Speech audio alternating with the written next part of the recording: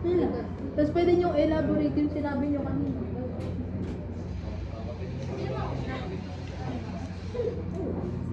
Ready na? 1, 2, 3, go! Dahil sa teknolohiya ay mas napapadali ang gawain ng bawat tao, lalo na rin sa mga estudyante na nag-aaral sa kanilang bahay. Gamit ang PowerPoint na binibigay ng isang guro sa kanila sa group chat nila. Pero ang dagdag dito ang mga taong nag-aaral ng trabaho. Dahil dito napapadali nila trabaho dahil may ginagamit silang teknolohiya. Kaya mahalaga ang teknolohiya para sa atin. Sa panahon natin ngayon, unti-unti na tayong papunta sa isang modernong panahon. Sa halimbawa, yung modernong pag-aaral natin, instead o sa halip na gumamit ng mga papel o mga traditional na gamit, ang isang guro, gumagamit na lang sila ng teknolohiya at gumagawa na lang ng visual aid. At sa halimbawang to, napapakita na mas napapadali at mas na-enhance natin ang mga gawain natin sa pang-araw-araw. Nag-observe ako sa mga tao na nakakausap o nakikita ko. Tinanong ko sila kung ano mas prefer nilang ginagamit, traditional na aklat o teknolohiya.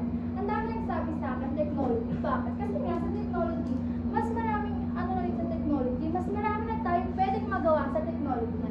Ano ito na lahat na, sabi ko kami na sa paggamit ng mga Canva, ng mga pag-edit ng video, ng mga PowerPoint, ando na lahat ng pwedeng magawa. So, for me, para din sa akin, mas maganda at mas ang paggamit ng technology.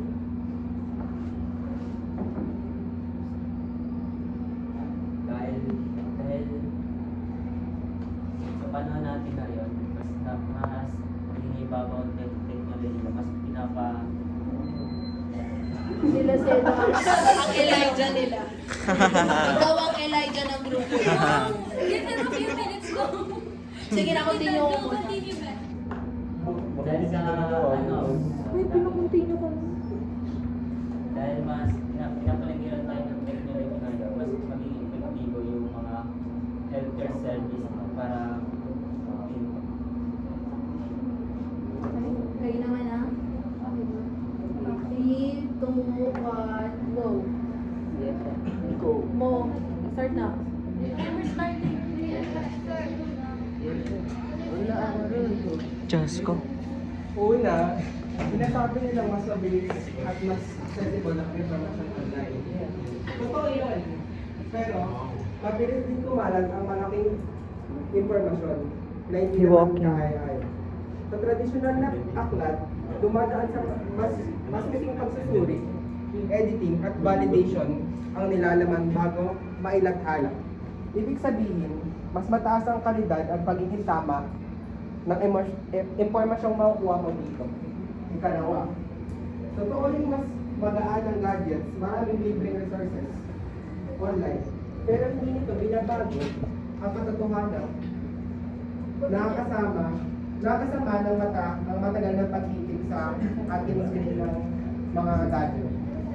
Mas ligtas at mas natural pa rin magbasa ng papel at ito ay napatunayan na mas nakakatulong focus, comprehension at memory retention. So, kung makikita nyo, sa library agad pumupunta yung mga estudyante ng research, di ba?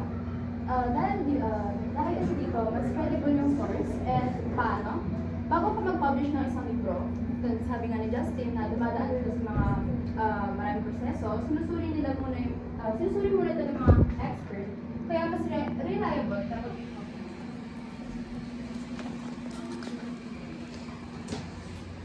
katulad ng sinabi na nila ni Marna,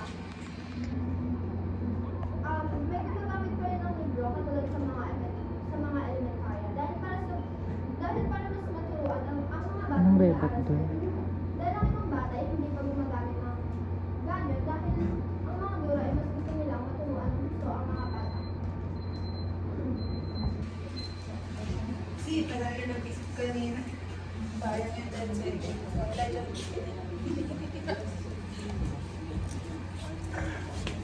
Ito na ang highlight.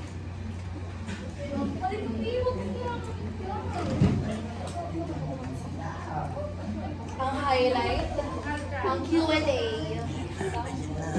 So, ito ay maglalas ng 10 minutes po ulit, 10 minutes. Okay? Sige po. Okay na. 3, 2, 1, go. So sa modernong teknolohiya, hindi ba lahat ay nasa modernong teknolohiya na? Mga libro, mga e-books, videos, pati na rin yung mga interactable na mga laro na pwede natin gamitin sa pag-aaral. Hindi ba? Kung yung katulad nga ng sinabi ni Ayesha kanina, na dumadaan ito sa proseso na kailangan itong tignan ng mga eksperto bago ito ma-publish. Bakit? Kapag nasa digital ba, hindi na ito makikita ng mga eksperto. Hindi na ito pwedeng tignan at ilatisin ng mga eksperto para ma-publish ang libro. At bakit? Sa traditional na paraan lang ba tayo pwede mag-publish ng libro? Pwede rin sa digital. Kaya nga meron tayo mga e-books, di ba? Binibigay na rin yan. At isa pa, yung sa kapag yung mga mata natin sumasakit daw kapag matagal tayo nag-gadget.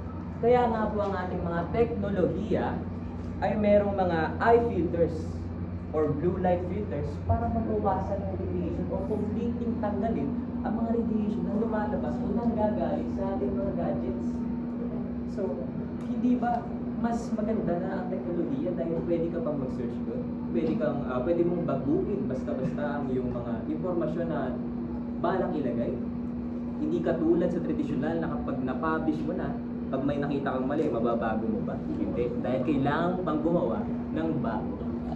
Ilang mo? Okay. Nasa modernong teknolohiya at modernong pananampalataya tayo ngayon. Kumbaga, lahat nasa teknolohiya na. Paano naman yung mga batang nasa probinsyang walang pambili ng modernong teknolohiya? Paano sila makapag-aral ng mais kung hindi malinaw sa utak nila kung ano nga ba ang pinag-aaral nila? Diba? Sinabi mo na may filter nga ito. Diba mas nakakagulo sa mata ng paningin ng isang tao kung halo-halo ang nila nakikita sa teknolohiya, diba? Kaya nagkakaroon tayo ng salamin sa mata, diba dahil sa teknolohiya? Okay, he made a point. Ganda yun. At yung sa may salamin sa mata, bakit pagka nagbabasa ka ba ng libro, hindi mo rin ba kailangan ng salamin sa mata? Kasi pagka nagbabasa ka ng libro, mas parang nakakasama rin siya sa article ko dahil mas masama ang sobra. Yung sinasabi mo kanina na yung sa mga probinsya na walang gadget, di ba may mga DepEd na nagpapabay ng mga gadget like tablet? Nagbibigay sila ng mga, lalo ng pandemic, nagbibigay sila sa mga student ang gadget ng preload para sa ating mga student, lalo na mga walang gadget yung ibang mga bata para sa mga online classes nila. So hindi mo pwedeng sabihin na paano yung mga batang walang gadget. May mga government na nagbibigay ng mga gadget sa atin. Hindi naman sa teknolohiya doon na lahat yung tama. Bakit sa tingin nyo ba doon lahat yung mga tama na sinesearch nyo? Yung iba naman nasa libro, di ba? Ay mas mainam pa nga na libro yung gamitin natin kasi yung technology. Sa akin naman, hindi lahat ng tamang sinesearch sa teknolohiya ay hindi na tama. Well, yung pag-search is nasa tao na yon. Kung mali naman yung isi-search mo, ayun, nasa yun na yung mali. Pero kung tama yung isi-search mo, nandun yung mga makabagong impormasyon na gusto mong o ninanais mong malaman. Kaya hindi lahat ng mali or mga hindi mali ang pag-search sa teknolohiya. At isa pa, katulad sa tradisyonal, di ba, meron tayong opisyal na pwedeng pagkuhanan ng impormasyon sa tradisyonal. Siyempre, meron din yan sa mga digital, sa online. Di ba, may mga official website sa mga pinagkukuhanan nyo ng balita. Kaya wag ko lang pwede sabihin na sa tradisyonal, mas maganda ang mga impormasyon na makukuha mo. Dahil sa digital, meron din po mga opisyal na website o opisyal na pagkukuha ng impormasyon ang mga tao. Work. Ninanap sa jeep yan.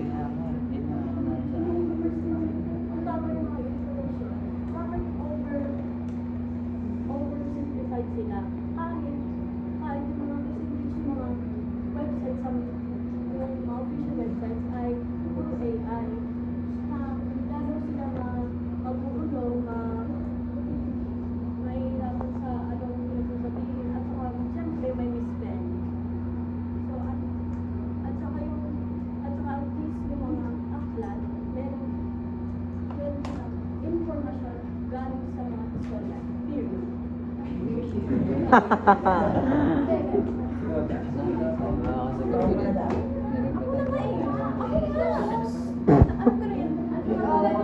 ni Julian, ano yung paggamit ng AI. Kasama naman yung paggamit ng AI kasi nasa tao naman yung paggamit ng AI. Kasi ba't ka naman gagamit ng AI kung alam mo naman, di ba? Tsaka yung Oh my God, what's that?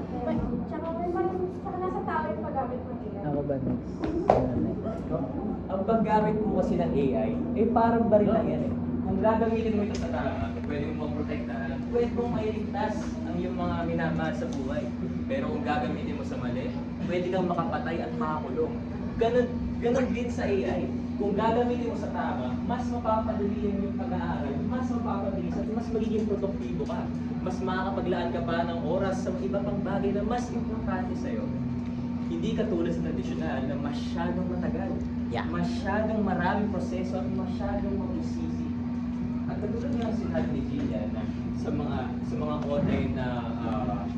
online na dokumento daw ay meron daw mga pagkakamali, meron daw mga misspellings. Bakit hindi ba ito nangyayari sa tradisyonal na papel, sa tradisyonal na mga dokumento? Di ba nagkakaroon din naman ng pagkakamali sa mga tradisyonal na dokumento, hindi ba? Bakit isinisisi natin ito sa digital o sa teknolohiya? Kung pati sa tradisyonal, nangyayari din ito. Ilang po. Work. Ay nabibigyan sa probinsya. Nakasigurado ang mga kaibigan na lahat ay nabibigyan ng sapat na teknolohiya sa sinabi mong lugar. At sa'yo naman, kaya nagiging mas matagal at mabusisi dahil mas nahasabot ang mga isang kabataan sa pag-aaral natin, di ba? Kaya nga, mas sinusuri nila na mabuti at napapatagal nila dahil wala silang pinapalampas na impormasyon. Hindi tulad sa teknolohiya na isang pindot mo lang, andyan na kasi, di ba? Napag-aaral mo ba na maayos kung ipapasa mo rin agad?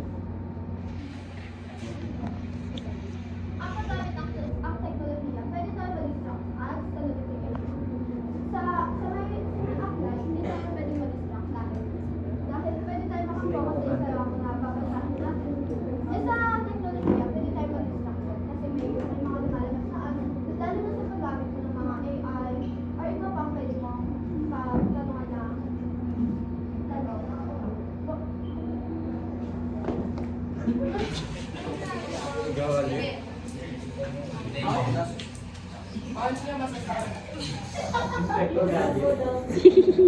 Paano niyo masasabi na kung ano ang magagamit ng isang gadget o teknolohiya o at tayo mismong mga tao kung wala mismong internet at walang access dito? At hindi lahat ng tao ay palad na araw-araw makamit yung ganong meron tayo, yung mga nerd. Uunahin ko po muna yung sinabi ni Sir. Kung lahat daw po ba ng kabataan sa probinsya ay nabibigyan ng gadget o nabibigyan ng pagkakataon ng magkaroon ng edukasyon gamit ang teknolohiya. Opo, dahil nga po katulad po ng sinabi ni Mary Rose na meron po ang ating pong gobyerno ay merong proyekto na nagbibigay ng gadget o mga tablets para sa lahat ng kabataan sa ating bansa. So nasagot ko na po yung katanungan ni Sir. Dito naman tayo sa katanungan ni Annabelle. Ano rin yung katanungan? Secret. Distraction. Sa mga ads, distraction. Hindi ba sa teknolohiya nyo? Nakikita niyo ba itong icon na to? Yung parang buwan? Di ba meron kayong do not disturb? Para hindi kayo makareceive ng mga tawag, Yeah. mga notifications, hindi kayo makareceive ng mga ads. Ito ay nakakatulong sa atin para matanggal ang mga distraction sa paggamit natin ng teknolohiya. Bakit? At saka bakit? Sa traditional ba na pag-aaral at paggamit ng libro, hindi ba kayo nag-distract sa inyong paligid? Hindi ba may distraction pa rin? So bakit sinisisi natin ang distraction sa teknolohiya? Hindi sa mga tao o sa mga bagay na nakapaligid sa atin. At isa pa, yung sinabi naman ni Justine na tungkol sa lahat, paano kung hindi lahat may internet? Bakit? Wala bang downloadables na modules? Wala bang downloadables na e-books? Bakit? Wala bang mga internet sa mga school nyo na pwede nyo pag-connectan at mag-download kayo ng mga... Gracias, Okay. Wala pang mga internet sa school nyo kung saan pwede nyo i-download yung mga modules ninyo na pwede nyo gamitin. At isa pa, kung wala mang wifi or internet sa inyong mga paaralan, wala kayo pwede magawa nito. Ang mga teknolohiya ninyo ay mayroong tinatawag na Bluetooth. Pwede nyo pong i-Bluetooth lahat, pati mga picture, pwede nyo i-Bluetooth mga dokumento, mga PDF, pwede nyo i-Bluetooth ang lahat ng yan para mapasa nyo sa iba pa, di ba? Para mapakalat nyo yung impormasyon na kailangan kumalat. Ilang Lang po. Sige, meet muna with the group. Dapat dito yung hindi nagsalita dito sa part na to, magsasalita na sila sa Sean, Diyos ko Lord. Si Sean, si Christian, si Aryan. Hayaan mo siya. Bati-bati muna. Ito Ang naman nagdabog.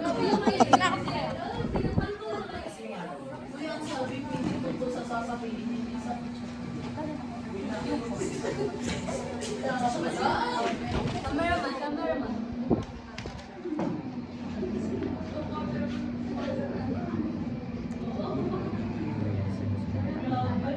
Uy.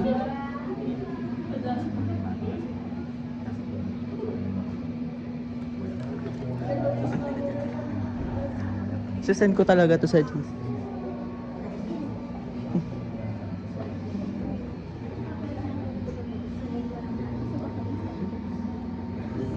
Break time po po.